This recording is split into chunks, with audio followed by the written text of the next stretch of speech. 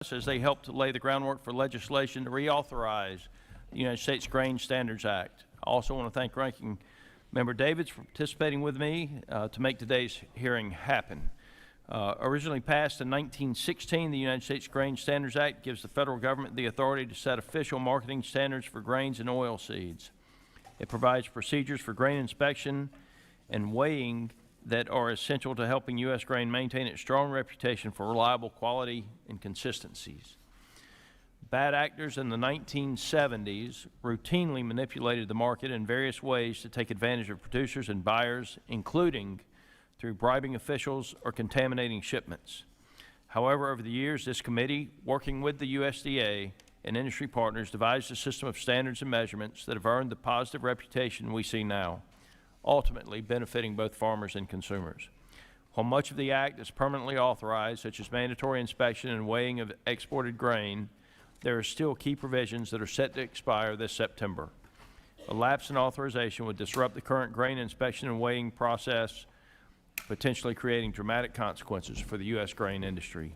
Grain standards play a critical role in keeping a key agriculture supply chain strong and supporting U.S. trade while ensuring farmers receive a fair price and buyers get the product they need. Trust and consistency are what make the U.S. grain industry the gold standard across the globe. I hope the discussion today will provide Congress with necessary insight into the importance of grain standards and shed light on areas where improvements may be necessary. I look forward to getting this vital piece of legislation across the finish line. With that, I'll turn it over to Ranking Member Davids for her opening remarks. Thank you. Good morning, everyone. Thank you, Chairman Scott, for holding today's hearing.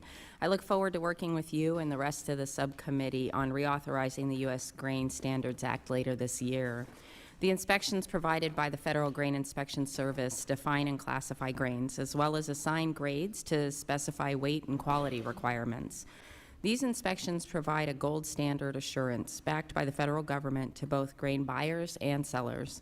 Grain farmers in Kansas and across the country participate in a very competitive world market. Foreign grain buyers should be confident in the process we have in place to ensure that our exports are adequately inspected. As we move ahead with reauthorization, I hope we can take this as an opportunity to support and improve our grain inspection system, which remains critical to global grain trade. I'm proud that Kansas is home to the one-of-a-kind Kansas State University Department of Grain Science and Industry, which prepares students to become agricultural professionals in this space. As we discuss potential improvements in technology for grain grading, we must consider how to prepare the next generation of our workforce to adapt to changing jobs. I'd like to thank our panel of witnesses for making the trip all the way to D.C. during one of the hottest weeks of the year. I very much look forward to your testimony and appreciate your time and your expertise. Again, thank you to our chairman for holding today's hearing, and I look forward to working together on reauthorization this year. I yield back. Thank you, Ranking Member Davids. I should have said this before, but in consultation with the Ranking Member and pursuant to Rule 11E, I want to make the members of the subcommittee aware that other members of the full committee may join us today. I expect Chairman Thompson to come back from a meeting that he is in right now, and I would now like to recognize Ranking Member Craig for any opening comments she'd like to make. Thank you so much, Chairman Scott and Ranking Member Davids. Considering the fact that we are in the middle of a worldwide trade war, we should be doing everything we can to avoid further disruption to our domestic trade system. Every summer, grains planted by hardworking Minnesotans cover 40% of my district. Ensuring grain can get from our farms and grain elevators and onto ships bound for overseas markets requires an operationally efficient and properly funded Federal Grain Inspection Service. That is why I'm so glad to see the bipartisan nature of this hearing today and the support from across this subcommittee for reauthorizing the U.S. Grain Standards Act. Our grain farmers need to know they can rely on the federal government and USDA as reliable partners, not roadblocks to trade. Reauthorizing the U.S. Grain Standards Act is an important for our farmers and their customers, and I'm glad to see this bipartisan effort to ensure we meet their needs. Thank you again for holding this hearing, and thank you to our witnesses for coming to educate us today about the critical role grain standards play in your businesses and the farm economy. Mr. Chairman, I yield back. Thank you, Ranking Member. The Chair would request that other members submit their opening statements for the record so the witnesses may begin their testimony, and to ensure that there is ample time for questions. Each of the witnesses will have approximately 5 minutes. And our first witness today is Mr. Nicholas Friant. Nick serves as the Chair of the National Grain and Feed Association Grain Grades and Weights Committee and is the Director of Raw Material Quality and Regulatory at Cargill. Our next witness is Ms. Kia Mikesh, is that right? The President of the American Association of Grain Inspection and Weighing Agencies. Kia is also the Vice President of the North Dakota Grain Inspection, where she oversees the operations and strategic direction of her family-owned network of agricultural inspection and testing businesses in Fargo, North Dakota. Our third witness today is Mr. Dave Walton, Secretary of the American Soybean Association. He grows soybeans, corn, alfalfa, grass, hay, and also raises beef cattle at his family farm in Walton, Iowa, with his wife and 2 sons. I'll now turn it over to Ranking Member Davids to introduce our final witness. Thank you, Chairman. I'm excited and proud to introduce a Kansan to testify today. Dr. Kevin Donnelly is an emeritus professor of agronomy at Kansas State University and a farmer in central Kansas. During Dr. Donnelly's 47-year teaching career, he taught college students about grain quality and grain grading using Federal Grain Inspection Service, or FGIS, standards. He also conducts workshops illustrating FGIS grain inspection procedures for the International Grains Program at Kansas State University for industry professionals throughout the world. Dr. Donnelly, thank you for joining us today. I yield back. Doctor, I used to go right past your area, headed to Tuttle Creek. It's a wonderful, wonderful part of the world. Thank you to all of our witnesses for joining us today. We'll now proceed to your testimony. You have 5 minutes. The timer in front of you will count down to 0, at which point time has expired. If you go over by 5 seconds, that's okay. If you go over by 10 or 15, it's $5 per second. Mr. Friant, please begin when you're ready.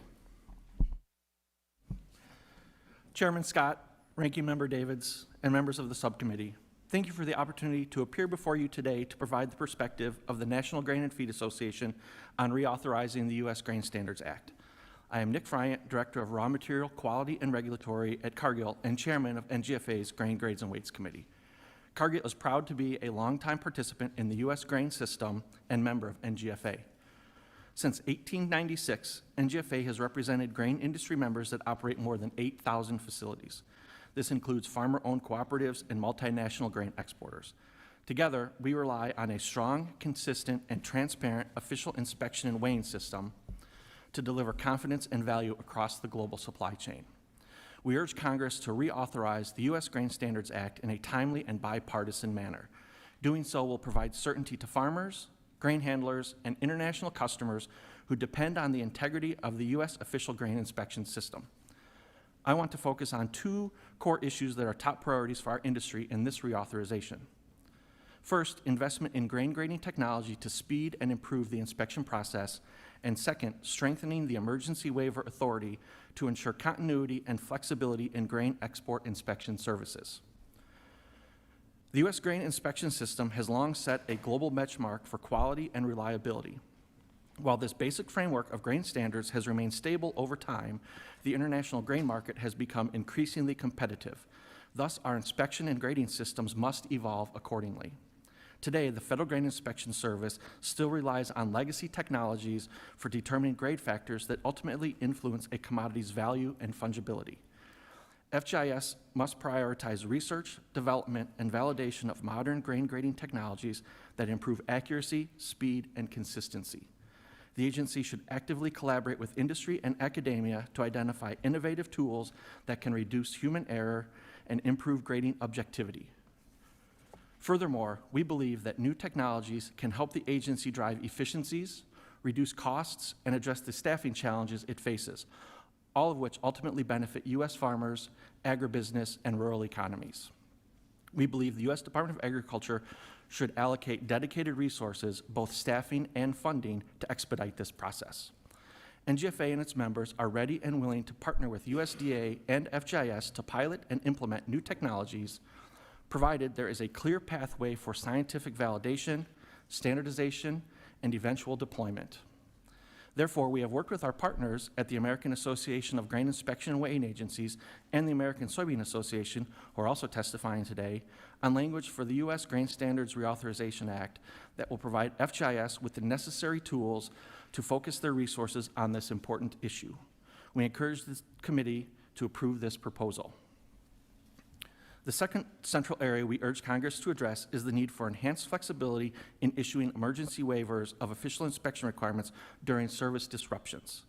The 2015 reauthorization wisely included provisions requiring FGIS to act transparently when official services are disrupted at export ports due to withdrawal of a service by delegated state agencies. Let me be clear. The U.S. industry strongly supports the requirement for mandatory official inspection and weighing of export grain. It is fundamental to preserving market integrity and the credibility of our supply chain. But during natural disasters or other force majeure events, or in rare instances where buyers and sellers mutually agree to waive inspection due to service disruptions, the Act must allow for pragmatic flexibility. We recommend that Congress revise the Act to clarify the definition of emergency and authorize FGIS to issue conditional waivers. Further, the waiver would be applied provided that the buyer and seller voluntarily agree, the absence of an official inspection does not impair the transaction, and such a waiver would not undermine the objectives of the Act. Establishing transparent and predictable contingency planning for future disruptions would provide exporters, importers, and customers with confidence that the flow of U.S. grains can continue during unexpected challenges without compromising the overall integrity of the system. While I have highlighted two key priorities, we are ready to discuss other elements of the Act, including advisory committee functionality, ensuring timely appointments and maintaining a quorum, clarify use of user fees. We support FGIS's final rule that decoupled Schedule A fees from tonnage-based rolling average fees. We will continue to monitor the impact of the new fees on the industry moving forward, and user fee cap reform. Limit the cap to U.S. GSA-regulated commodities. The U.S. grain inspection system is a foundation of our country's reputation as a reliable agricultural supplier. Timely reauthorization of the U.S. Grain Standards Act, combined with the enhancements we've outlined today, will ensure that our inspection system continues to meet the high expectation of U.S. producers and our global customers. As chairman of the NGFA Grain Grades and Weights Committee, and on behalf of Cargill and the broader grain industry, I would like to express my sincere appreciation for your oversight and bipartisan leadership on this issue. We look forward to working with you to modernize and strengthen this vital act. Thank you for the opportunity to testify, and I welcome your questions. Thank you. Ms. Mikesh. Good morning. Thank you, Chairman Scott and Ranking Member Davids, as well as Chairman Thompson and Ranking Member Craig, for prioritizing this important issue and working together to hold this bipartisan hearing. My name is Kia Mikesh. I am privileged to serve as president of the American Association of Grain Inspection and Weighing Agencies, or AGWA. I am also the vice president of North Dakota Grain Inspection, the third generation of my family to help lead the business. AGWA's members are agencies delegated and designated by USDA's Federal Grain Inspection Service to weigh and inspect the nation's grain. From the public agencies such as the State Departments of Agriculture of Washington, Missouri, Alabama, or North Carolina, to private agencies like my own, AGWA's members work alongside USDA's FGIS to provide essential support to the agricultural economy. The U.S. Grain Standards Act authorizes this unique public-private partnership to carry out its uniform standards and export grain inspection mandate. While FGIS and certain state agencies weigh and inspect every load of grain on an export vessel, state and private agencies will conduct 9 times as many inspections before grain ever reaches port. At all hours of the day and night, our inspectors are at rail yards, grain elevators, and in the lab. Yes, we work to maintain trust in U.S. grain contracts, but we're also testing for toxins harmful to Americans and our livestock herds. The export inspection mandate underlies official inspection, but it also allows a uniform voluntary inspection system to provide trust in U.S. grain, no matter whether it is destined for export or for domestic feed, food, or biofuels production.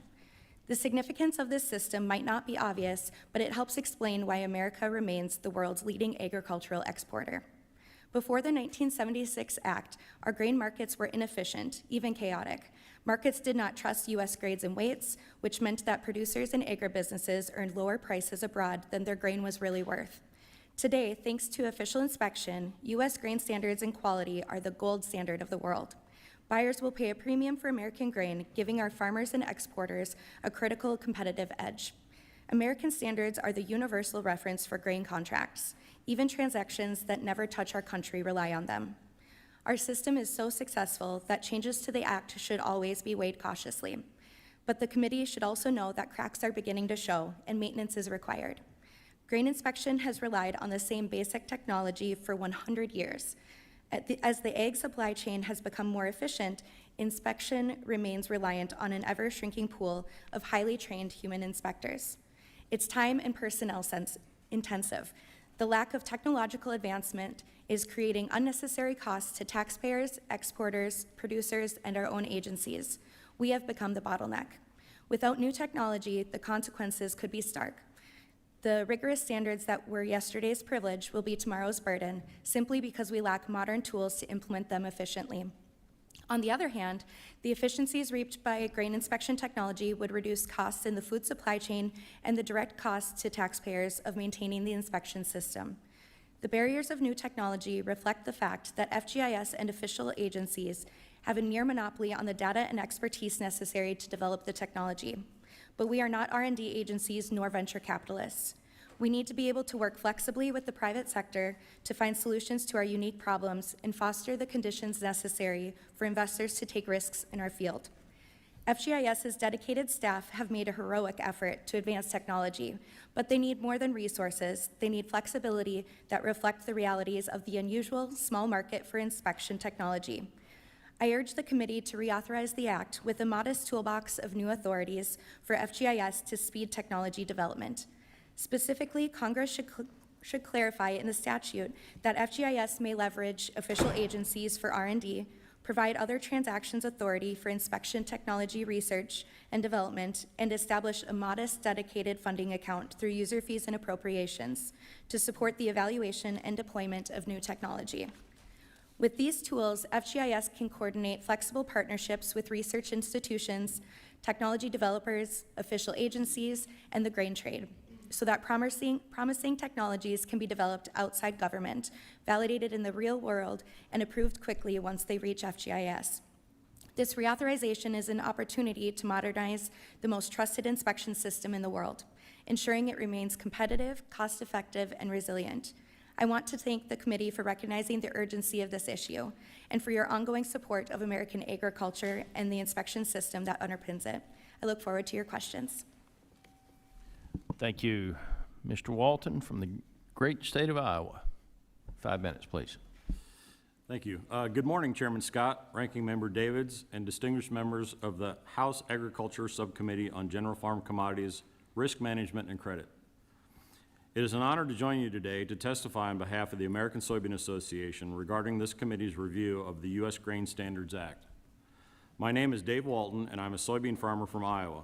I also have the privilege of serving as Secretary of ASA, which represents U.S. soybean farmers across 30 main soy-producing states.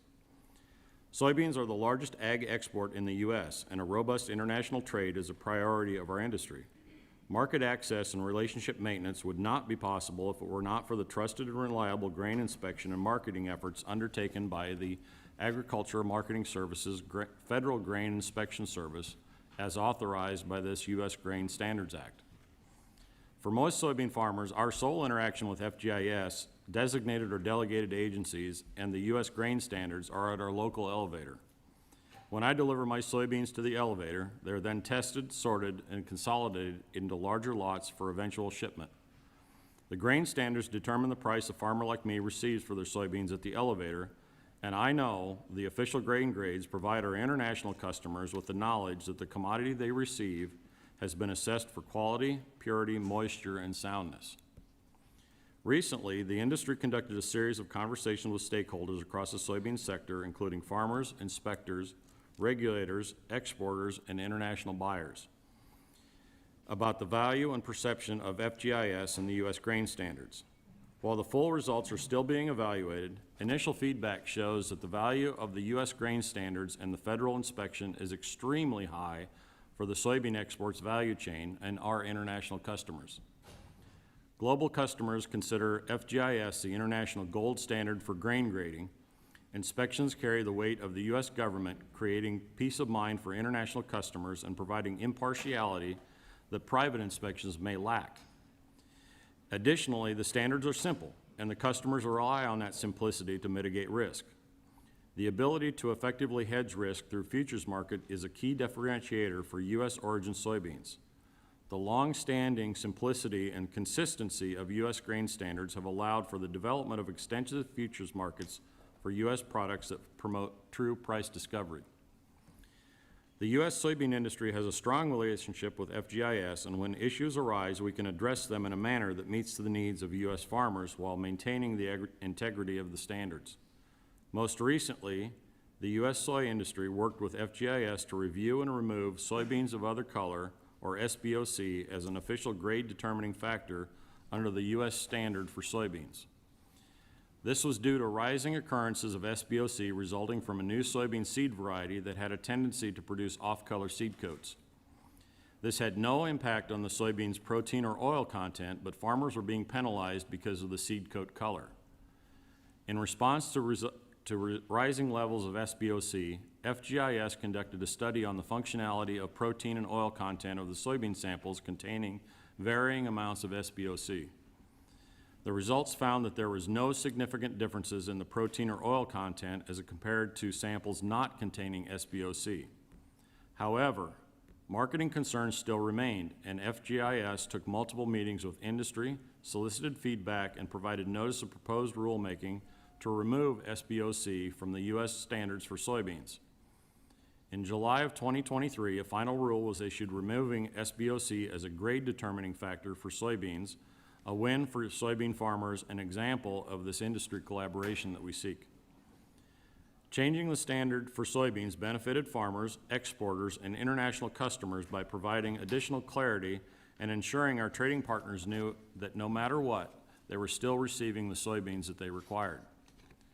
Reauthorization of the U.S. Grain Standards Act is vital for the continued success of U.S. soy in the international marketplace. On behalf of ASA, I thank the subcommittee for their timely attention to this expiring provisions of the U.S. Grain Standards Act. We appreciate the opportunity to share the importance of the federal grain inspection system and look forward to working with this committee to reauthorize the Grain Standards Act this year. Thank you, and I look forward to your questions. Thank you, Mr. Walton. Dr. Donnelly, please begin when you're ready.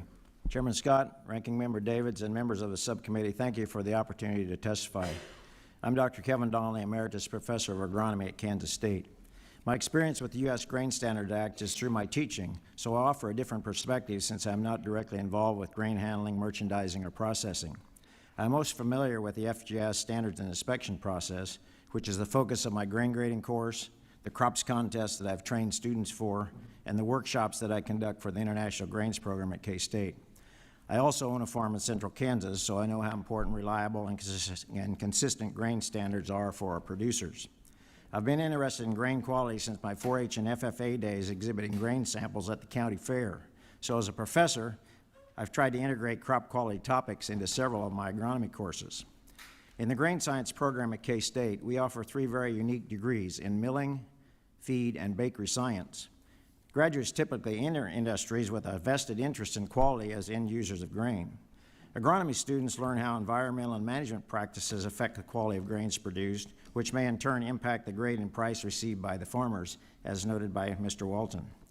So although most of our students do not take specific courses on the subject or become grain inspectors, we strive to incorporate some knowledge of the federal grain standards into our curricula, especially for these majors.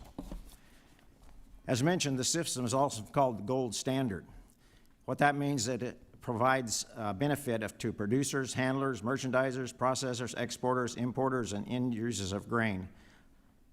It also determines the manner in which grain is segregated, stored, handled, and transported along the supply chain. As I interact with foreign visitors enrolled in the IGP courses at K-State, I have found them eager to understand how our integrated system of impartial third-party inspection functions. A visit to the National Grain Center is generally included in these courses to showcase FGIS activities which maintain the integrity of our export markets. FGI standards typically describe physical characteristics of grain, such as test weight, damaged kernels, foreign material, etc. Factors and factor limits differ for each crop and reflect the levels of soundness and purity consistent with typical end uses. The system provides a basis for marketing that can include quality specifications, and the FGS official inspection certificate then provides validation of the actual quality and weight of grain loaded.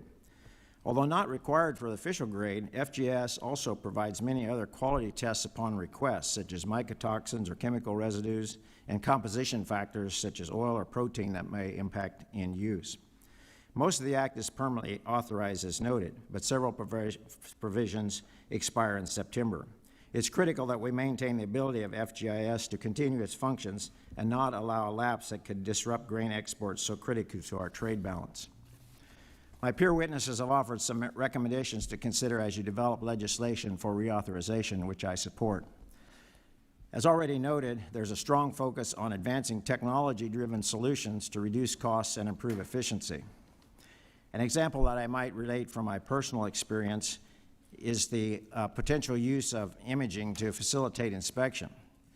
Our personnel, FGS personnel pass rigorous tests and undergo extensive continuing training to ensure inspection accuracy. I know from training my crops team that is a very challenging and tedious process. Many of them become very good at it and can well transition into a grain inspection position, but very few of them aspire to do that.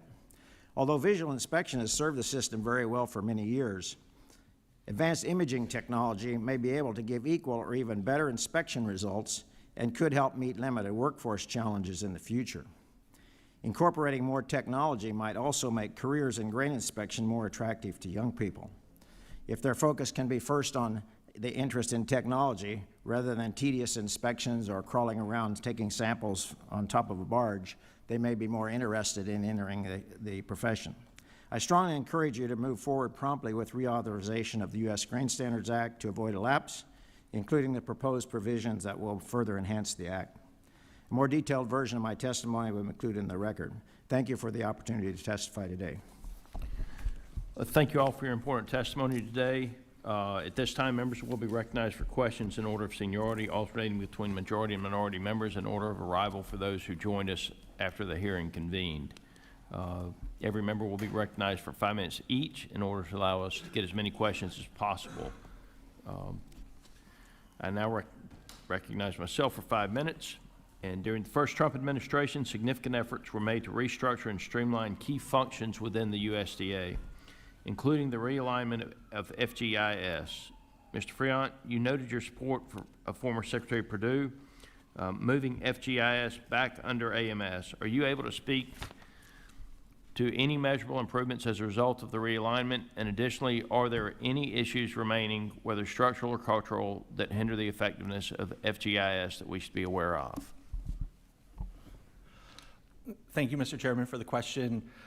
And I'd also like to thank former Secretary Perdue for that decision to realign FGIS to put the agency under AMS. And I think some of the areas that we definitely saw improvements and what we heard both from the agency and actually Mr. Perdue was putting the service back in Federal Grain Inspection Service. And so we saw a much better relationship with the agency where we wanted to collaborate and make sure that we still had the most effective, efficient grain inspection service in the world. So we definitely have seen those types of improvements. As far as future improvements, current leadership at the agency has been very open to maintaining that dialogue, and that's what we'd like to continue to see going forward, is that opportunity to interact with them when we have concerns, when there's issues that the industry needs to address together, and be able to continue to have that open dialogue and conversation with them. Consistent and reliable grain standards are an essential piece of the puzzle for our producers being able to maintain market access. Mr. Walton, your testimony alluded to the fact that as a producer, the work of the FGIS is done beyond the farm gate and is not necessarily felt on a daily basis within your operation, but it's foundational to your overall success as a farmer. Even though farmers may not directly feel the impact of the work that FGIS does, it is critical. Can you share what some of the real immediate impacts would be if services were disrupted due to a lapse in authorization even for a short period of time? Yeah, thanks for the question. You're correct. We don't normally have direct contact with it, but what we do is rely on that system to keep the grain flowing through. So once we deliver to the elevator, it gets consolidated in my case, consolidated onto a barge, shipped to New Orleans, transloaded there. And if there was any disruption in that system, it would disrupt the flow of soybeans from my farm to our foreign customers. And that would basically back up the system and create an impact on price. So the direct impact on us would be lower price. The longer term impact would be just a disruption of that supply chain from my farm to our foreign customers. Thank you. I'm going to yield now to Ms. Davids. Thank you, Chairman. I'm sorry, I'm going to recognize Ms. Davids for her yes, 5 okay. minutes. Thank you. Thank you, Mr. Chairman. Here in Congress, I have the privilege of representing a district in Kansas. Kansas is often called the wheat state, where agriculture plays such a critical role in our country's economy. Kansas farmers and ranchers feed not just the nation, but the world. And in 2023 alone, Kansas farmers exported $5.2 billion in agricultural products around the world. Whether it's wheat, sorghum, or soybeans, Kansans know what it means to work hard and produce results.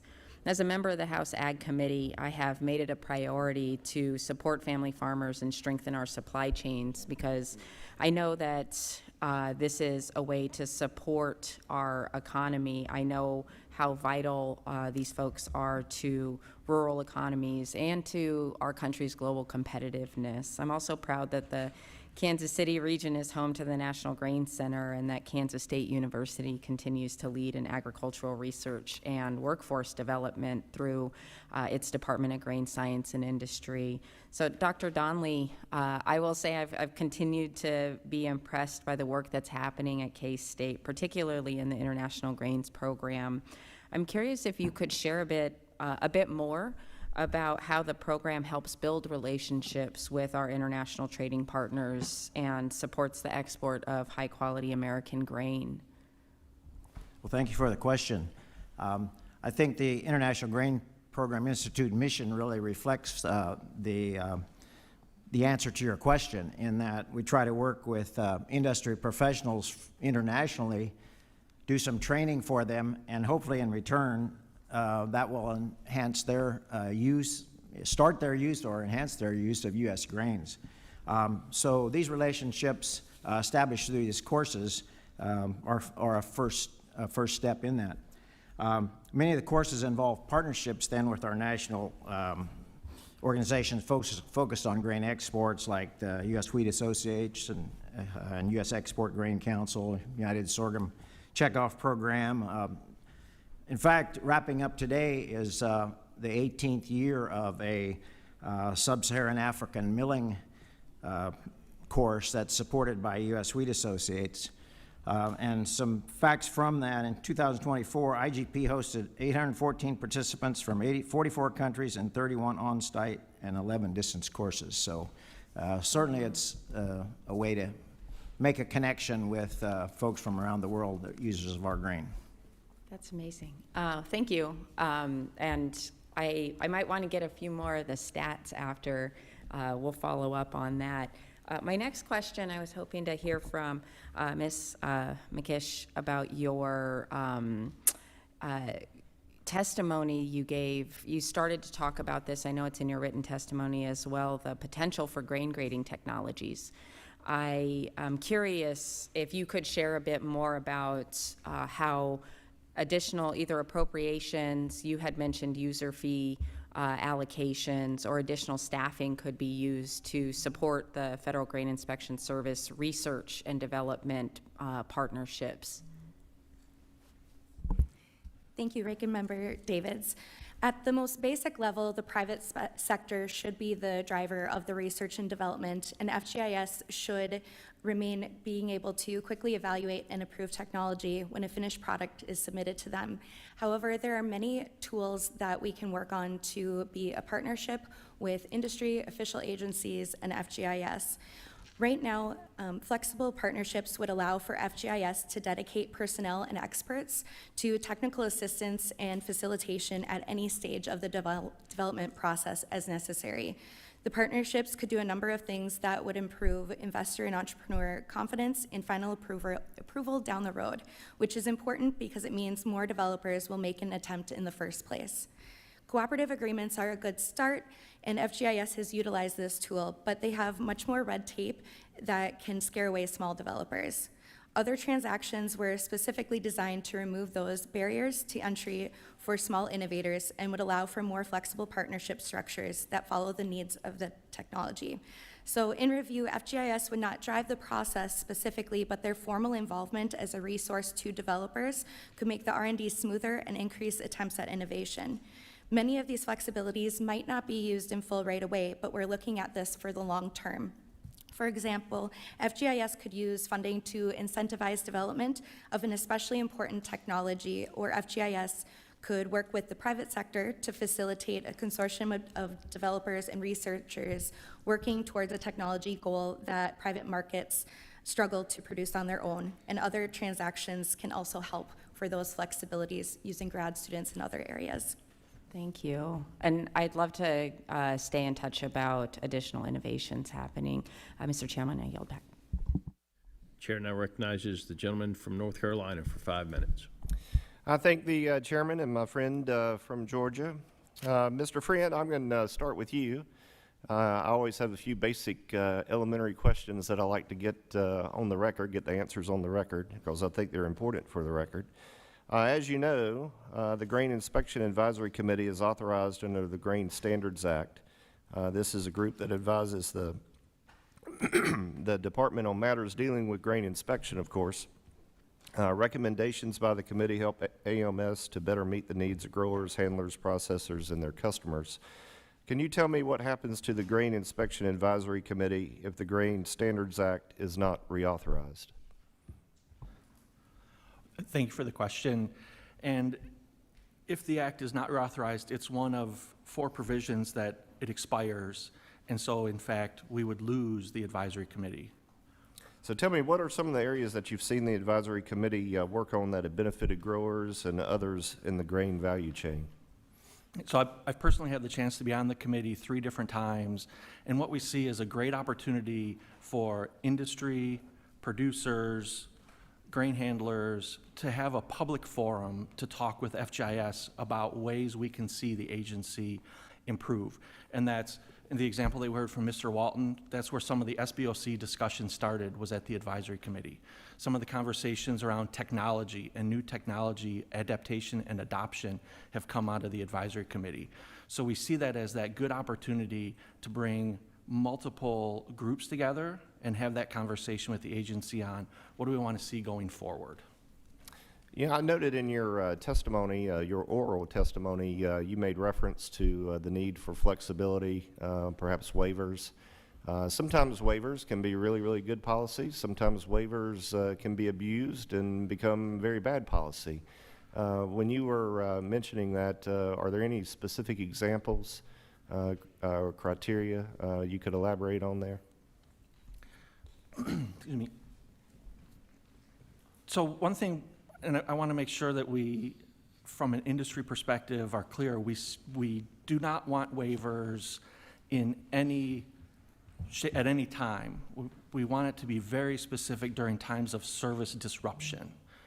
And if you think back to the 2015 reauthorization, that's where that section came from, was we had a service disruption in the industry, and the company was not able to get official services. And so we want to avoid that risk of any disruption in official services so that, as many folks on the panel have said today, we can still export our grain from the U.S. Very good. I appreciate the clarification. Any other comment from any other panelist? Okay. Sticking with you, Mr. Friant, your testimony mentioned that NGFA and its members are ready to partner with USDA and the Federal Grain Inspection Service to pilot new grain grading technologies. To your knowledge, has there been any engagement or investment from the private sector to support that effort? Yes, there has been, And I would say it started about 2 years ago. We actually held a workshop or a summit hosted by NGFA at the Cargill offices in Minneapolis, where we brought together industry, technology providers, folks from the official system, so Kia, and then folks from FGIS, where we could first of all find out what technology was available that could be adapted for grain inspection, and we're able to get some sense of what might be available. And now we've seen where FGIS has started to explore some of those technologies that we've been learning about. And maybe more specifically in the case of Cargill, we have engaged with at least one technology provider to see how their system works. Could it be fit for grain grading purposes, visual imaging for damage? And that's where we've seen that private partnership start. Thank you. Any other comment from any panelist, other panelists on that? Mr. Donnelly, in the last 45 seconds I have, just real quickly, you mentioned in your testimony that you've interacted with international students and buyers at the National Grain Center in Kansas. Can you speak to what parts of the U.S. grain inspection system they find are most effective, and are there areas where we're clearly falling behind our foreign competitors? I don't know, in terms of specific, I always try to actually have them pick some samples so they can understand the detail of the process as part of the class. And so I think that gives them a confidence. It is a bit confusing, and so I think in the end, the integrity of the system is important, and they appreciate it if they're involved with it. If they're sort of remote, it can be kind of confusing. But I think in the end, if we have smooth marketing and efficient system, then it speaks for itself. Yeah, my time's expired. Thank you, Mr. Chairman. Thank you, panelists. The chair now recognizes the gentlelady from Ohio for 5 minutes. Thank you, Chairman Scott and Ranking Member Davids. Homegrown American grain is a top quality product. When our trading partners see the quote, the product of the USA label, they know they are getting a product that is reliable, consistent, and of the highest quality. This trust has been earned over decades of hard work by our farmers, exporters, and the reliability and consistency and standards that have been set to ensure that our products are truly top-notch. The U.S. Grain Standards Act has long served as the foundation for that trust. It serves as the blueprint to guarantee that our grain is graded fairly, weighed accurately, and certified transparently, protecting the reputation of American agriculture around the world. In a time when farmers are facing uncertainty on all fronts, from inconsistent policy promises from this administration to rising input costs and climate volatility, Congress must step up and do our job. Reauthorizing the Grain Standard Act is a practical and necessary step in order to give our producers the clarity, stability, and confidence they deserve. So thank you to our expert panel of witnesses for being here today. Your input is critical as we look towards the next era of the USGSA.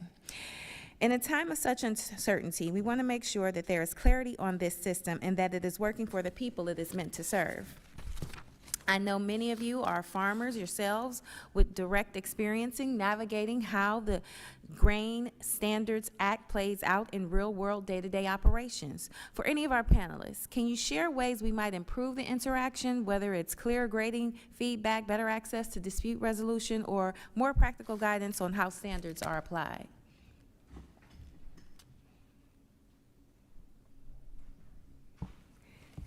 Thank you. One of the ways that we have, I think almost all of us have discussed in our oral testimonies, is improving through technology. Right now, we have a wonderful system, as Nick alluded to, where FGIS leadership is very welcoming of any feedback that industry or official agencies may have regarding any standards as seen with SBOC.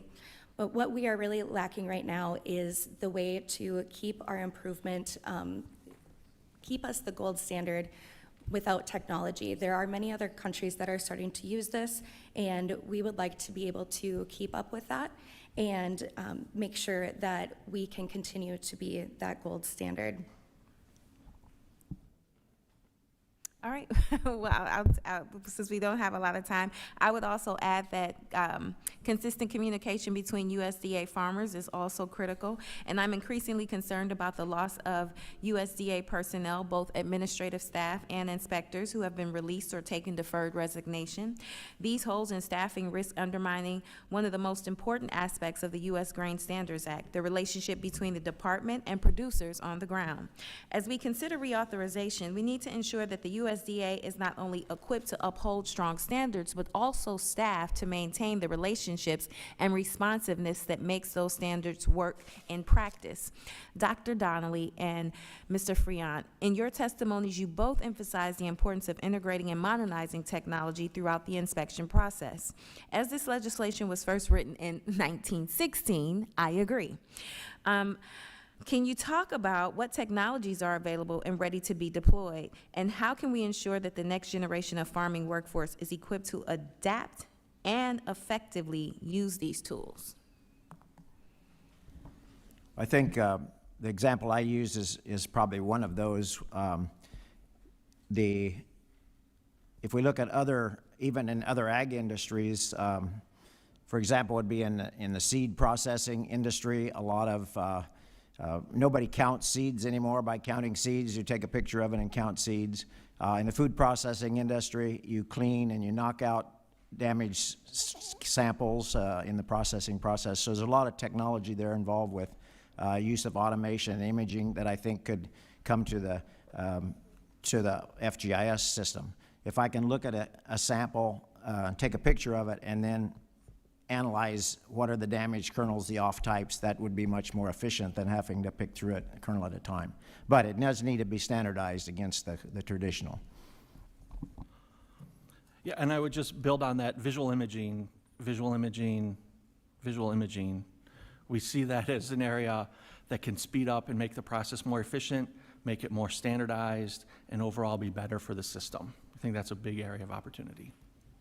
Thank you. I appreciate this conversation and look forward to working with my colleagues in a thoughtful way to reauthorize and modernize the legislation. And with that, I yield back. Thank you. The chair now recognizes the gentleman from Minnesota for 5 minutes. Thank you, Chairman Scott. Thank you for holding this important hearing today, and thank you to all the witnesses for being here with us. As we've heard today, the U.S. Grain Standards Act has been in existence since the Woodrow Wilson administration, and it stood the test of time throughout the decades since as a cornerstone of farm policy, ensuring that farm country has the tools they need to produce the highest quality fuel and food supply in the world. So with that, no offense to Iowa, but I'm gonna have a conversation with my fellow Minnesotan here. Mr. Friant, thank you for your testimony and thank you for being here today. It's an honor to have Cargill call Minnesota home, and I appreciate the role that you play in supporting southern Minnesota's farmers and the farm economy. As you know, the U.S. Grain Standards Act established marketing standards for grains and oilseeds and procedures for grain inspection and weighing to encourage the marketing of high-quality grain for an agriculture sector that is highly dependent on export demand. The Act requires that exported grains and oilseeds be officially inspected and weighed. So, with laying that out, can you explain how the U.S. Grain Standards Act helps facilitate the exports of U.S. grain and why it's so important for ensuring U.S. grain continues to be competitive in the global grain trade market? I appreciate that question, Congressman Finstad. And I think we heard, I believe maybe from all four witnesses, how we consider the U.S. grain standards the gold standard, right? Our customers ask for that official USDA certificate. And that's really the first step in ensuring that our products can be exported, right? That's what the buyers want, is that official FGIS certificate. And then as I think we look at how we can continue to do that going forward, it's what you've heard from all of us already, right? We've got opportunities for increased use of technology, adaptation, and adoption in the system so we can still be efficient and effective. And I think the other piece is the standard, right? So no matter whether you're delivering grain in southern Minnesota or my hometown of Minooka, Illinois, or Topeka, Kansas, a U.S. number 2 yellow soybean is a U.S. number 2 yellow soybean wherever you deliver, and that standard is the same. And the seller knows that, the buyer knows that, and the international buyer knows that when they buy a U.S. number 2 yellow soybean, that's what the grade is going to be. Yeah, I appreciate that. You know, as a farmer myself, I have just seen on our farm how, you know, adapting and incorporating new technologies and the advancement of really where the collision of science, agriculture, and technology has collided has provided all kinds of opportunities. And really, it just emphasizes that we are the gold standard. And so we should make sure that legislation around this is you know, continues to evolve and become even more efficient and really incorporate that collision of science, technology, and agriculture. One area that I wanted to get to here with my last couple minutes is I want to highlight the importance of protecting the surplus we have in grain trade. Over the last few years, the Biden administration refused to be at the table for negotiating market access for our producers, and grain continued through this to be a bright spot for farm country. In fact, America enjoys right now a $65 billion trade surplus on the U.S. grains and oilseed side. This is a credit to our farmers, who again have, you know, done a great job with what I just stated, with incorporating that collision of science, technology, and agriculture. And we continue to grow the highest quality grain in the world. Our transportation infrastructure, including critical American waterways, highways, rail systems, and decades of diligent work to develop and grow new markets. So again, Mr. Friant, what are some of the challenges that we face right now on grain exports, and what can we do in the Grain Standards Act reauthorization to help overcome maybe some of these challenges? I think the first and foremost thing is get the act reauthorized on time or early. It provides us that stability. We know that the standards will be there when it comes time, when we want to export that grain, and it provides that consistency for us. So first and foremost, we want to have it reauthorized. I think some of the things that we've laid out in terms of, and you've heard from all of us, the technology piece, and we've talked about a lot, continuing to look for those technology opportunities that are out there. And then, as we referenced in my oral testimony, the waivers. When we do have a disruption in service, let's make sure that as long as buyer and seller agree and it doesn't impair the act, we can still get that grain exported from the U.S. to those customers that want that U.S. grain and that U.S. certificate. I appreciate that. Thank you again to all of you for being here, taking time away from your busy lives to help us craft, hopefully, a better policy in the future. So I appreciate that. Mr. Chair, with that, I yield back. Thank you, Chair, and I recognize the gentlelady from Illinois. Thank you, Chairman Scott, and thank you, Ranking Member Davids. And thank you so much for all the panelists for being here today for this hearing. I appreciate the opportunity to discuss this important piece of legislation set for reauthorization this year. We are proud of the grains we produce in this country, particularly the high-quality corn and soybeans grown in my district in central and southern Illinois, and Congressman Sorensen's district as well, and want to ensure that these grains enjoy market access around the world, something you've obviously heard a lot about today. And just actually building on the comments and questions from Congressman Finstad, you know, just talking about the U.S. Grain Standards Act and the importance of it, if others maybe on the panel might like to elaborate further on the importance of its reauthorization. We heard about, you know, looking for technological advancements and how that might be able to continue to build on the success of the Standards Act. Just kind of curious, any other ideas potentially from the panel that you might like to elaborate on that further? Okay. I might speak on the reauthorization and the importance of it. I believe we've had a very dependable and reliable system that's well respected. But currently, grain farmers are facing some really challenging times with low commodity prices and weakened exports coupled with high input and credit costs. So I think we must maintain the quality of our export system, and let's not add this as another excuse maybe for further reduction of opportunity for exports. Yeah. Yeah, so if I might add to that from the farmer's perspective, you know, as I said in my earlier testimony, soybeans are the #1 ag export from the U.S. It's about $31.2 billion a year, and that's significant, and that's at risk if there's not timely reauthorization of this act. Right. It disrupts the whole system. So, as others have noted, our foreign buyers look at us as a gold standard, and they know whether the soybeans come out of Illinois or Iowa or North Dakota, number 2 yellow soybean is a number 2 yellow soybean, and they place a premium on that, that quality and that assurance. And so any disruption to the system is gonna create chaos. Yeah. And at a time, as Doctor noted, the farm economy isn't great right now. So any Yeah. disruptions in that is gonna come back directly to my farm gate and impact us. Yeah. So that's why we really strongly urge this timely reauthorization and keep it going. Thank you. Would you like to add? Thank you. From the perspective of an official agency, we actually do a lot of what Professor Donnelly was talking about and hosting foreign groups that come over for about commodity trade. And we do many of those each year, and every time I have about an hour-long spiel on what I talk about on why is the official system different than anything else. And if this were not to be reauthorized, we wouldn't have that gold standard. When I see their faces, when we're talking about how each of our official agencies, we go through extensive compliance reviews, we have daily randomized monitoring, we have, I laugh sometimes that I talk to FGIS more than a lot of the people in our company sometimes. We're that big of partners. And they are so impressed by the amount of standards, even as something as simple as running a moisture.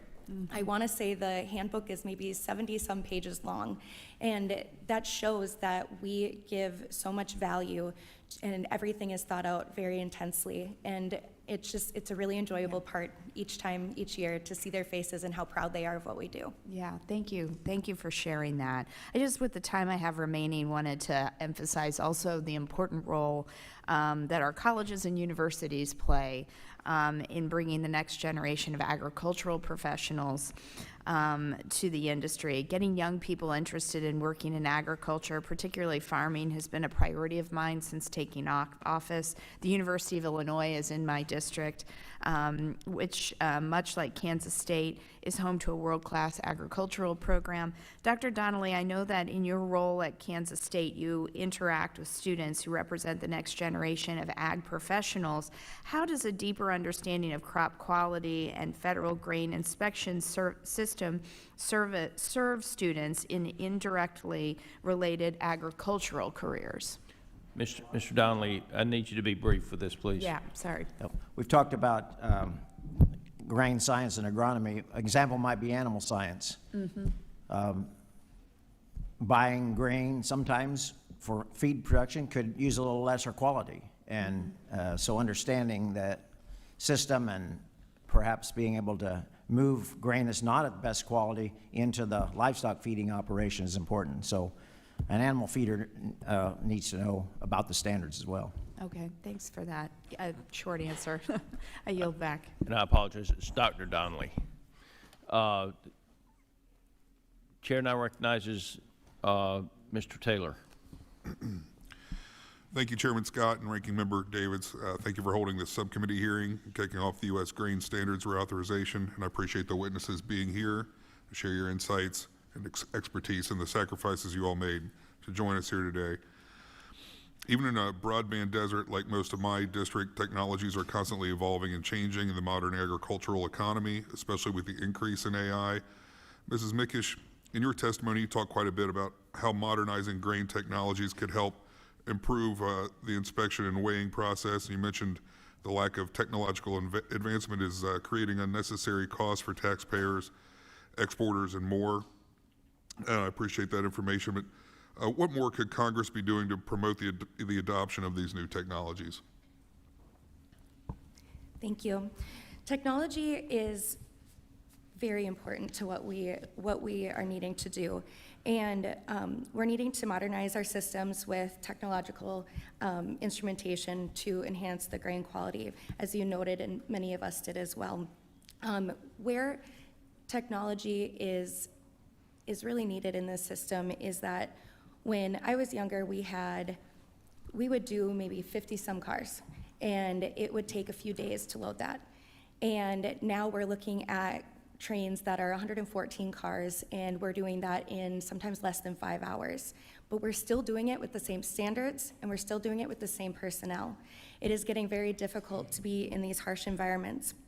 And so with technology, we can then not be as much of a bottleneck to our partners in making sure that they're getting the most reliable grades in a very quick manner.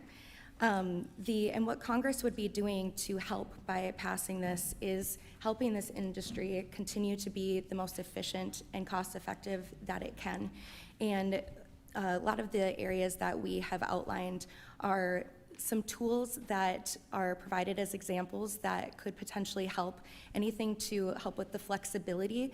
I believe that is probably the biggest piece of being able to allow industry, official agencies to help expedite this technology. As we know, technology is rapidly changing, and we want to make sure that we're ahead of it and giving what we can to our industry. Thank you. Has there been much engagement or investment from the private sector to support the adoption of these technologies? There have been a lot of discussions around how this could look. We do have, FGIS does have various cooperative agreements in place looking at visual grading, and they actually are, it's very impressive what they're able to do. So, but there are so many different types of technology, and FGIS needs those flexible partnerships in order to continue that. So yes, there is currently some technologies being looked at, but we need to be able to do it in a quick manner. Thank you. Mr. Walton, you noted that most farmers are mostly only exposed to the inspection service indirectly at the elevator. And I'd say most people don't realize the Federal Grain Inspection Service even exists. What would you say is the average farmer's perception of the grain grading system, and are there gaps in transparency or education that we as lawmakers could address? I think the answer was in your question. I mean, there's a transparency there that we know as farmers when we deliver grain to an elevator, it's done against a consistent standard, and regardless of multiple points that I might sell to, that grain is going to be graded the same regardless of where it goes to. And I think that's the important piece for farmers, that we know that there's an assurance behind those grain graders that may be a government entity that is providing that sort of consistency. So that's why we hope not to have any disruption here. It's set to expire during harvest for us, and that would be a very untimely thing to happen. Sure. Okay. Thanks again to all of you for being here, and Chairman, I yield back. Chair now recognizes the gentleman from Illinois for 5 minutes. Thank you to Chairman Scott and Ranking Member Davids. Thank you to everyone for joining us today to discuss the importance of reauthorizing the U.S. Grain Standards Act. And welcome, Mr. Friant from Illinois. Glad to have you here in our committee, and glad that we have representation from the land of Lincoln. You know, I was honored to have Illinois farmers in my Capitol Hill office on this very floor down the hall just a couple of days ago. When I asked, what keeps you up at night? It's not the weather. It's the fact that we need to expand global markets for the export of our grain and our oil seeds. Reauthorizing this initiative gives us the opportunity to not only modernize our marketing system, but deliver cost savings, improve reliability, and create a fairer valuation of U.S. grain in a world marketplace. Mr. Walton, I'll begin with you. You mentioned the toll that this administration's tariffs are taking, especially on our bean farmers. Could you expand a little bit more on how important classification of grain grades is for not only price discovery, but upholding consumer confidence here and abroad? Sure. You know, we understand that our international customers have a choice in where they purchase grains. And one of the reasons why they continue to come back to the United States is because we provide the international market with the highest quality grains from around the world.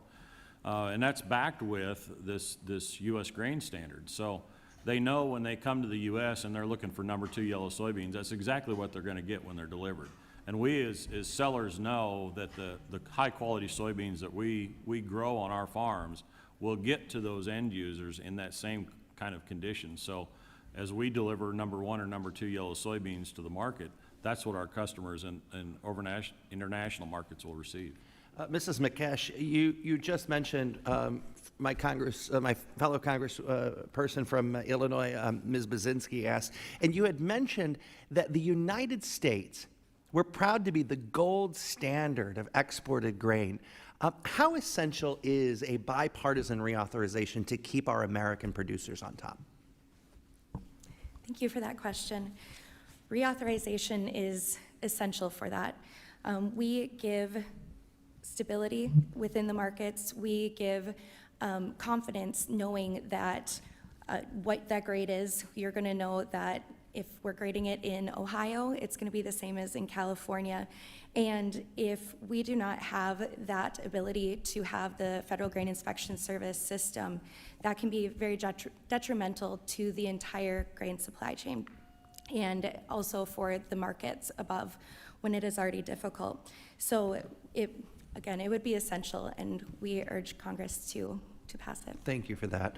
And I'll pose this to everyone. You know, as we consider language to reauthorize this act, what is the most important change that we as members of Congress should consider?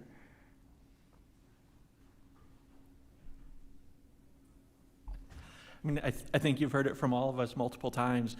Technology. How can we ensure that there's that language that enables technology from Federal Grain Inspection Service? Well, one of the expiring provisions in 2025 is the authority to collect fees for federal supervision of state agencies' export inspections. You know, what do user fees typically cover, and what percentage of services and operations are paid for by appropriations from Congress? So user fees are the direct service, right? So that's the inspectors that are inspecting and weighing the grain at port facilities. It's the per unit fees if we want mycotoxin testing or other factors tested. So it's direct cost for the services are the user fees. Anyone else? Thank you all so much for being here today, and Mr. Chairman, I yield back. Thank you. The little chair now recognizes the big chair for 5 minutes. Well, thank you, Mr. Chairman, Chairman Scott, Ranking Member Davids. For convening this important hearing. The United States Grain Standards Act has been the linchpin of American agriculture and trade for nearly a century, and it's a vital tool that ensures the integrity of our grain markets, both here at home and around the world. This law provides the framework for official marketing standards, inspection, and weighing procedures for grains and oilseeds, and is essential for ensuring transparency, market confidence, and price discovery. These principles are foundational to a fair and functioning agriculture economy. With several provisions of the current law set to expire on September 30th, it's imperative that we do our job and we reauthorize this important piece of legislation. Allowing this authority lapse would cost the farm economy more than $70 million a day and result in serious consequences for our family farm supply chains and international trading partners. For example, nearly $100 million of corn and barley are exported from my home state, the Commonwealth of Pennsylvania, each year, and more than $26 billion of U.S. grains were exported in 2024. It's critical that no disruption to the essential services that underpin our ability to export the safest, most abundant, and grain supply in the world. So fulfilling this obligation and continuing safeguards will allow us to avoid disruptions in service like what has occurred in the past. Inspection and weighing services must be dependable, uninterrupted, and cost-effective. It's not a luxury. It's a necessity for the American food security. The United States has been at the forefront of agricultural research, and we are fortunate to have institutions that are able to spearhead the promotion of science, technology, and innovation. Dr. Donnelly, given Kansas State's longstanding leadership in grain science and its connection to FGIS through the National Grain Center, is there a role for K-State and other land-grant universities to play in advancing the next generation grain inspection technologies? Well, I certainly think that there would be opportunity, but our program at the International Grain Center is focused primarily on promotion of market, more so, not so much on the technology of the process. But certainly an opportunity for partnerships for improving some of the technology. We've talked technology all morning, but obviously, we're not quite ready to just jump in and do that. I think it comes down to having the opportunity through appropriations or grants that could be utilized to really prove that this technology is as dependable as the current system. So I think that's where we could participate in that if that opportunity was available. Well, I think given the status of, obviously, American agriculture as science, technology, and innovation, at least that's my definition, obviously, that's why we're doing significant investments in research and specific funding for land-grant universities for research facilities as a part of this Farm Bill 1 and Farm Bill 1.0 and Farm Bill 2.0 as have been moving ahead with. As I mentioned in my opening remarks, we must maintain transparency, market confidence, and price discovery for grain standards that have led to our ability to be considered the gold standard across the globe. Mr. Friant, your testimony mentions that in the event of a service disruption, additional flexibility on emergency waivers for official inspection and weighing requirements is needed. I was part of the great work this committee did in 2015 to ensure there's transparency and continuity from FGIS. In the event of service disruption, where do you believe that there are shortcomings in the current waiver process, and is there anything Congress can do to rectify those challenges? I appreciate that question, Mr. Chairman. And we have seen much better transparency in the process. One of the areas, as we noted in our testimony, was simply having a good definition of what constitutes an emergency. There seems to be some ambiguity around that, and so being much more clear on what is an emergency is be a very good place for us to focus. Very good. Well, thank you, Mr. Chair. The big chair yields back. Thank you, Big Chair. I want to everybody know, I show the order as Mr. Rose, Ms. De La Cruz, Mr. Harris, and then Ms. Miller is what I show the order on this sheet right now. It's just Mr. Rose, Chair, and I recognize you for 5 minutes. Thank you, Chairman Scott and Ranking Member Davids, for holding this time-sensitive hearing on the review of the U.S. Grain Standards Act.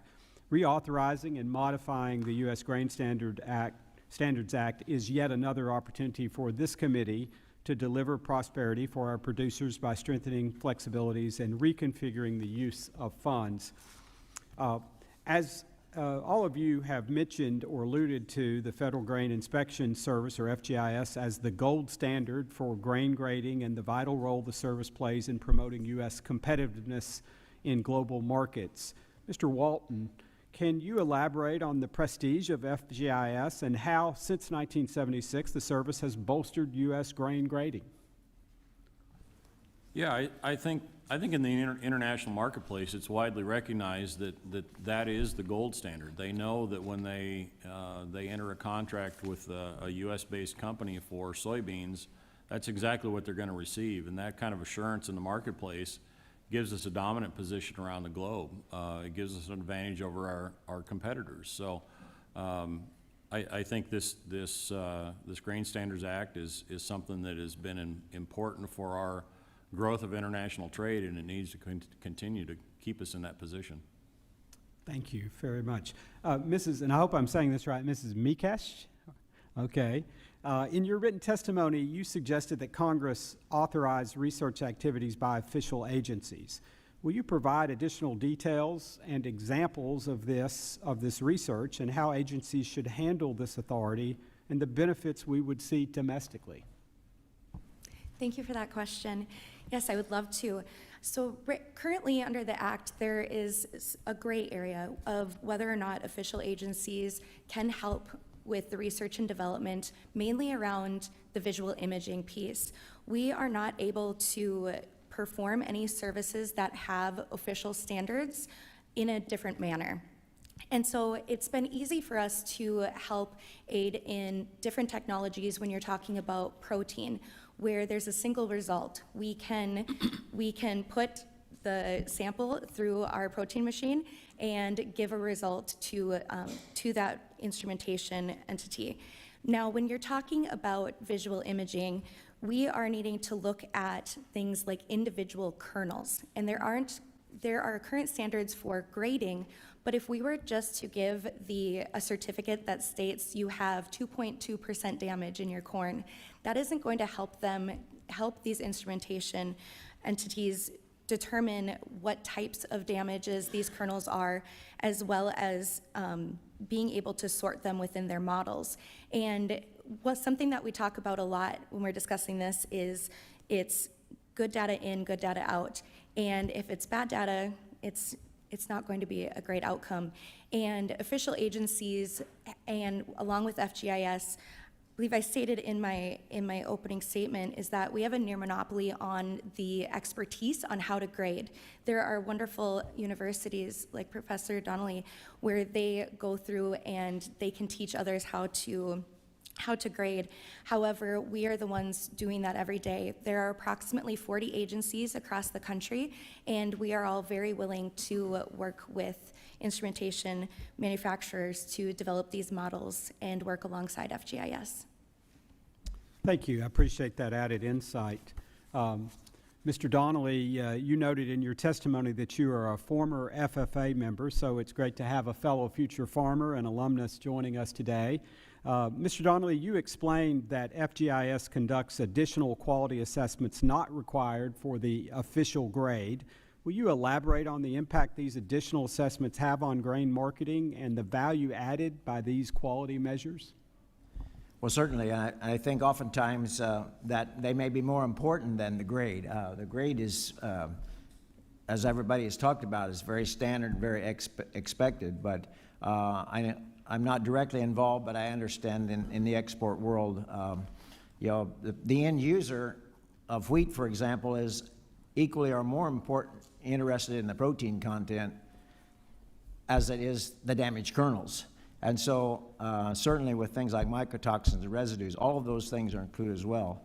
And not only that, but FGIS is also tasked with dozens of other testing and monitoring of other feedstocks, and we're just talking about a limited number of grains here. In fact, rice is under the AMA, pulses, field beans under a completely different system, but still they're involved with. So FGIS, if you really look at it, this is a part of what they do, but it's much broader than that as well. And some of this additional testing may be equally or more important to the end user. Thank you. I appreciate that insight. I yield back, Mr. Chair. Thank you. The chair now recognizes Ms. De La Cruz. Thank you, Mr. Chair. Thank you for hosting this important meeting today, and thank you to the witnesses for being here. The U.S. Grain Standards Act plays a critical role in establishing uniformity and reliability in grain inspection that has secured the United States' role as the most dependable provider of quality grain in the world. As we continue to assess the effectiveness of federal programs, it's important that we hear from those who are actually engaging in these systems to ensure their long-term success. I've heard over and over again the importance of technology, and that when we talk about reauthorization, that we're talking about technology that would help you all. So I want to dive into that a little bit here. Ms.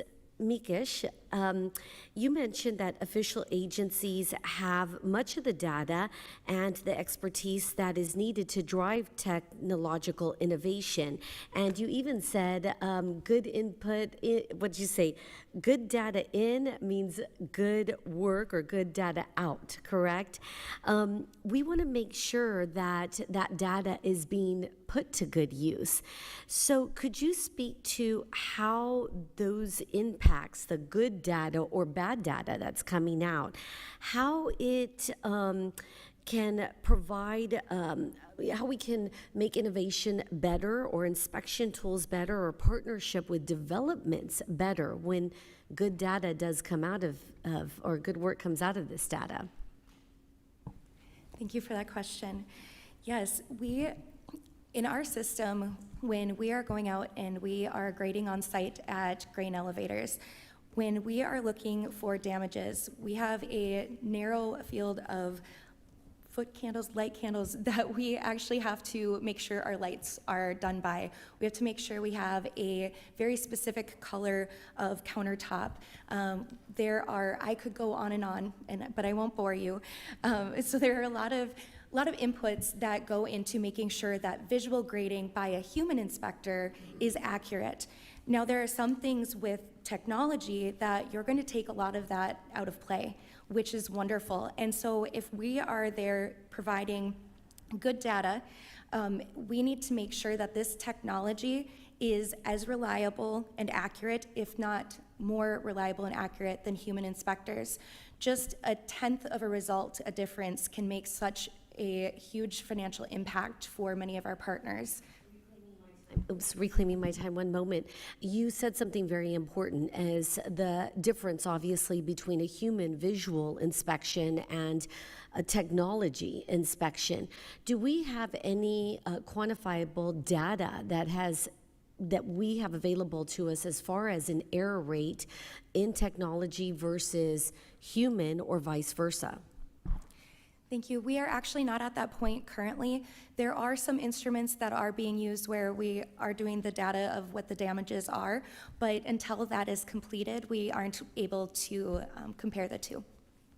So what I'm hearing is that there's a study in place that you're looking for the numbers in what the difference is between having the technology available and having the human error rate in this. Is that correct?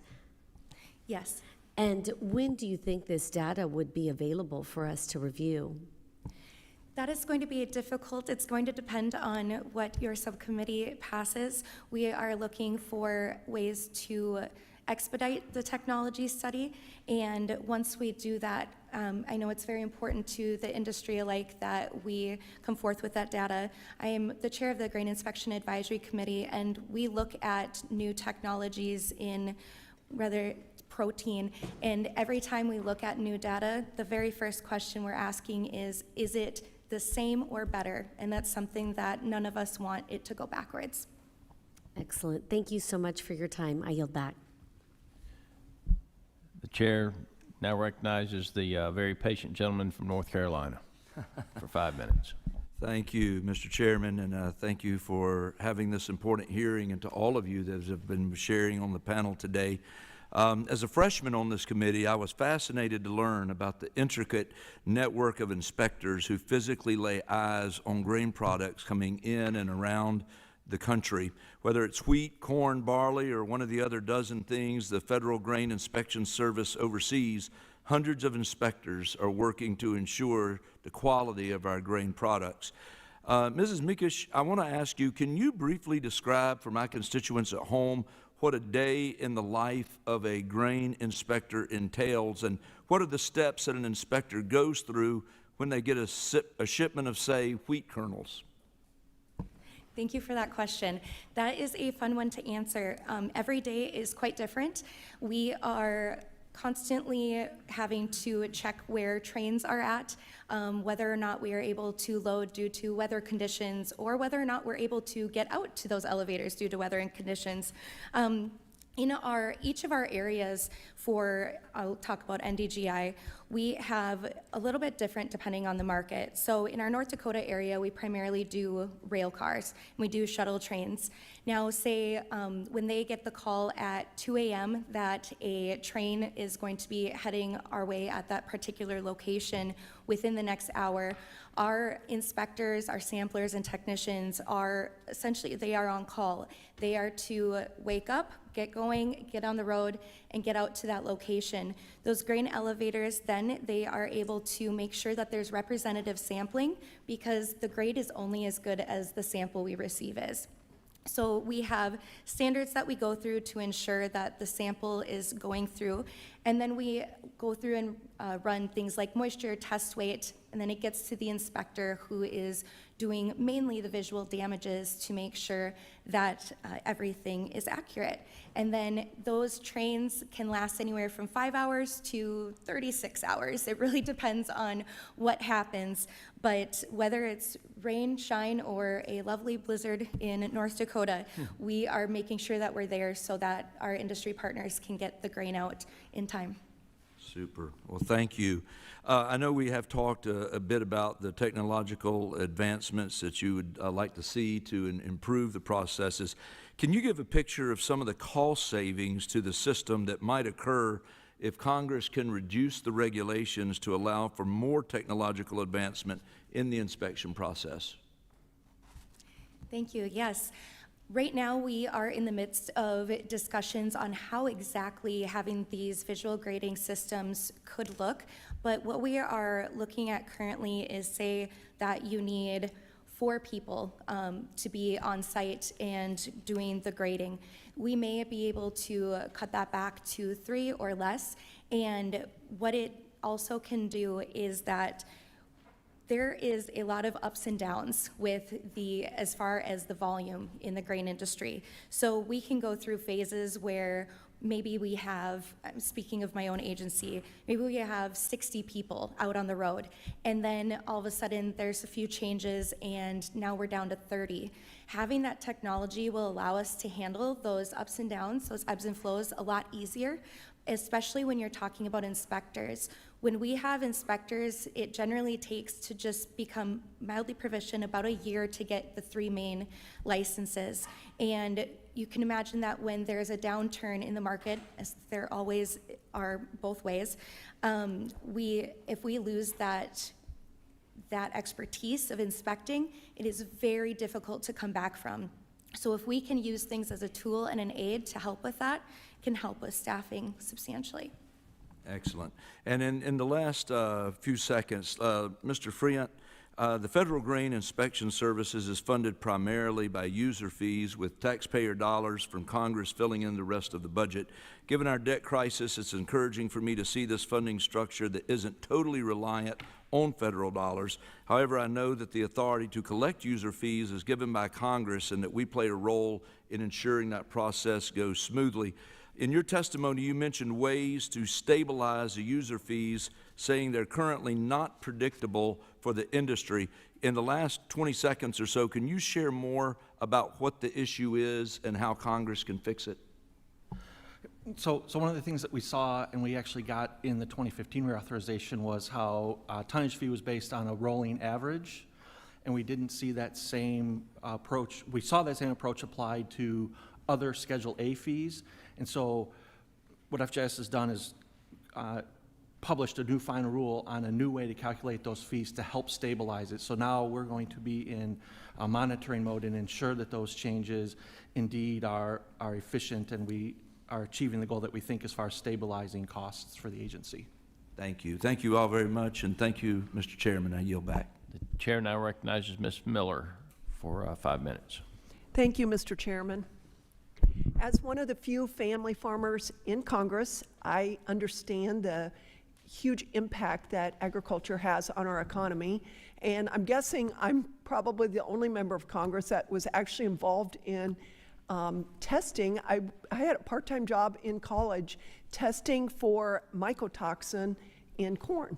So anyway, kind of a little side note there. I also understand how critical the U.S. Grain Standards Act is to the stability and global reputation of our ag sector. In Illinois, nearly 44% of our grain is exported, and we rank 5th nationally for the total agricultural exports, valued at $80.8 billion, including being 3rd for soybean and feed grain exports. With so much of Illinois' production headed for international markets, it's essential that our inspection system operates with efficiency, consistency, and integrity. We know that our foreign buyers put a premium on the trust and reliability offered through official U.S. inspections, and losing that trust would be devastating to our farmers. So we're fortunate today to be hearing from Dave Walton, a soybean farmer from Iowa and a director of the American Soybean Association, who brings both firsthand experience and national perspective on how this system serves producers and supports global competitiveness. As we approach reauthorization, it's important that we build on the strengths of the Grain Standards Act while modernizing where needed to meet the demands of today's export-driven markets. Producers in my district and across the country depend on timely, uniform inspections to move their grain efficiently, especially during peak harvest and shipping seasons. So I look forward to hearing more today about how we can strengthen the system, improve transparency and responsiveness, and ensure USDA has the tools it needs to continue delivering the gold standard in grain inspections. So my first question is for Mr. Walton. From your perspective, how well is the current grain inspection and weighing system serving the needs of high export states like Illinois and Iowa? Sure, and thank you. You know, from my perspective as a farmer and a member of ASA's executive committee, the current grains inspection system meets our needs. It's working for us right now. Our international customers know that U.S. soybeans, you know, whether they originate from our states or any other soybean producing state in the nation, they're going to be of the same uniform and high quality.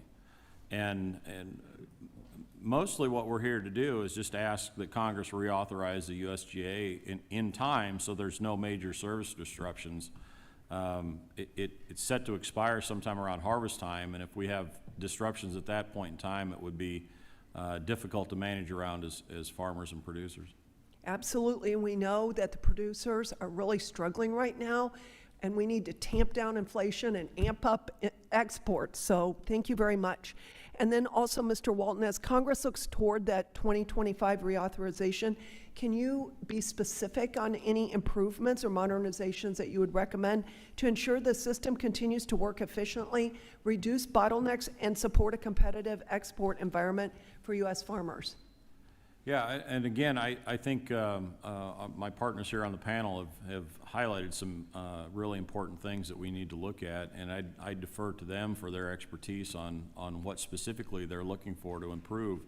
As farmers, all we ask is that the system continues to work at the high level that it does, and gives our international customers that assurance that when they buy U.S. grain, they're getting exactly what the contract states. And I know it's illegal for anybody to add foreign material at the ports. I'm just curious what kind of penalties there are, because we bring clean grain into the elevators, and we want to have that reputation for exporting clean grain.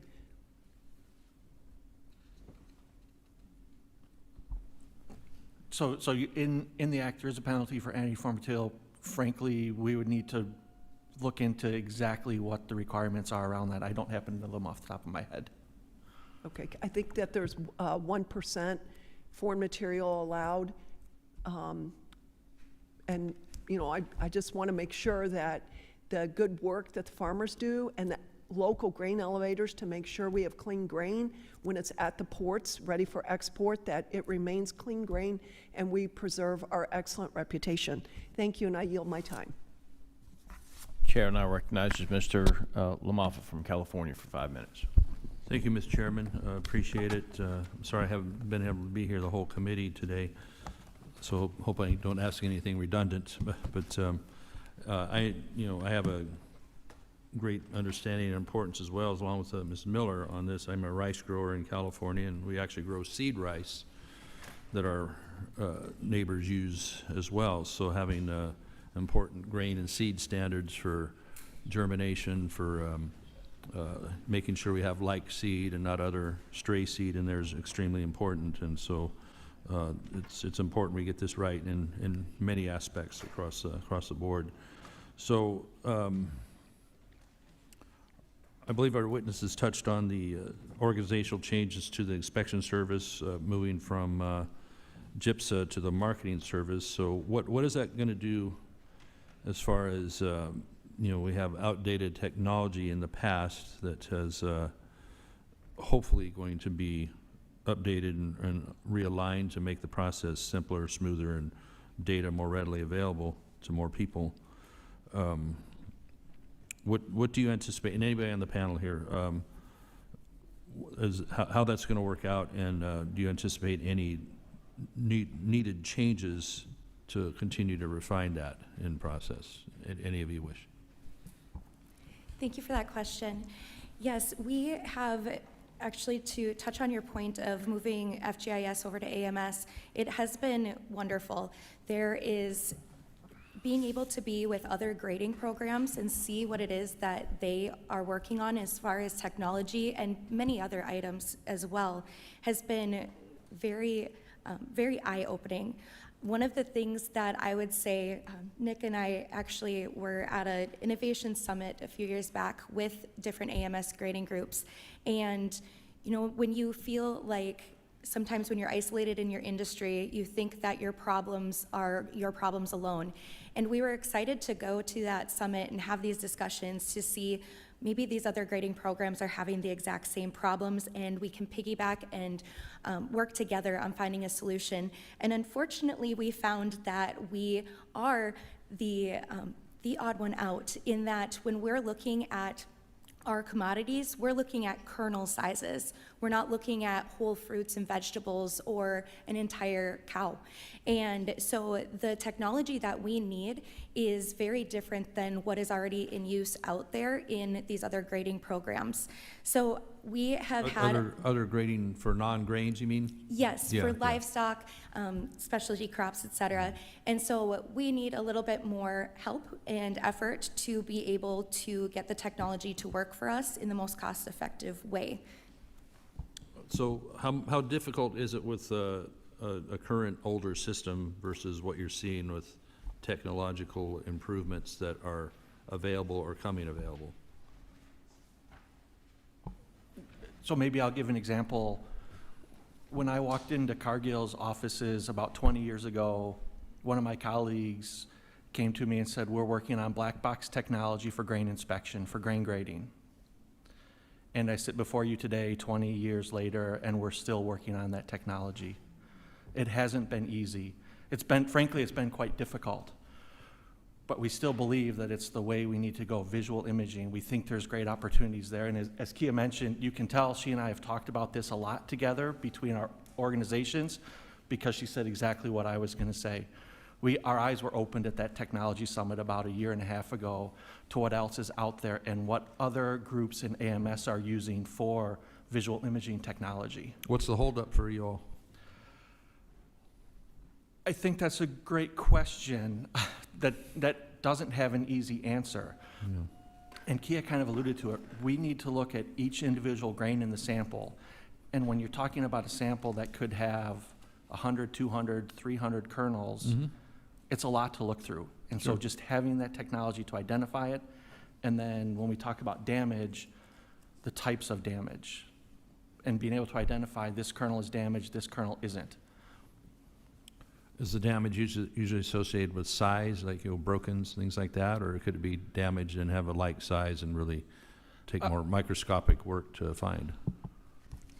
Yeah, there are damages that you can visibly see just right when you're looking at, say, the corn. But there are also damages, and this is part of the reason why it's been more difficult to find the technology, is you have to actually scrape at the kernel to determine. There are some grains that you have to cut to see the inside of it. And so with that, it isn't only visual imaging, but we're needing other things like near infrared and all of that combined together, but still cost effective enough to be able to have at thousands of on-site labs across So the I country. suppose you're trying to draw samples kind of at random and hope that sample represents the whole and you don't run into too many quality problems.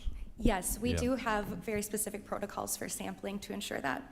Well, I got to yield back, but I'm pleased to hear that you're very happy with the AMS coming in, and that's making it a little simpler. So please keep us abreast at the committee here of what impediments might be out there, and the good things too. So thank you, Mr. Chairman. Thank Yield you. I have one final question, and I'll turn it over to Ms. Davids for any final questions she may have, and then in closing, we had an issue with peanuts a couple of years ago, where after they had been shipped, the port where they were going to, the buyers questioned the grade. It wasn't that there was a problem with the grade, it was just that the shipping costs had already been incurred and they were trying to get a better deal, if you will. Does that ever happen with grain as well, Doctor? I might take that. The system has an appeals process. In fact, one of the main functions of the National Grain Center in Kansas City is the Board of Appeals. So there's always a reference sample kept on reserve, and if there's a disagreement about the grade, then that can be adjudicated by going back to the reference sample. And the Board of Appeals in Kansas City is the Supreme Court of grain grading. So what they determine is what stands in those cases. Okay. Something else with that as well, us as official agencies as well as FGIS, anything that we have, those file samples that he's speaking of, they are considered federal property over an allotted amount of time. And so when those come back, we are able to look at those particular file samples as well as our records are all federal property in that sense. And so we are able to go through the various records to show what it is that we found and making sure that those people are properly trained and licensed and everything else with it. So we have very good record keeping in order to help mitigate that. Do you have anything? Okay. Ms. Davids? I don't have any questions, just Close the statement.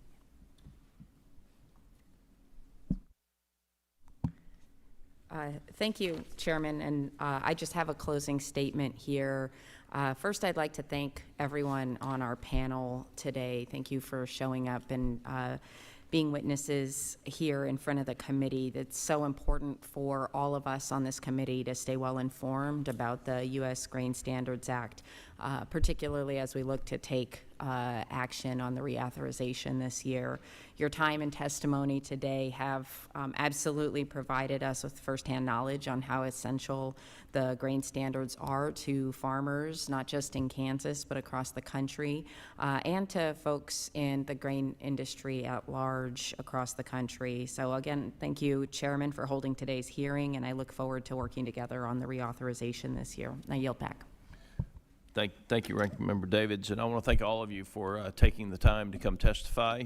Your expertise matters to us, and I look forward to the completion of the legislation in a timely manner. Under the rules of the committee, the record of today's hearing will remain open for 10 calendar days to receive additional materials and supplementary written responses from the witnesses to any question posed by a member.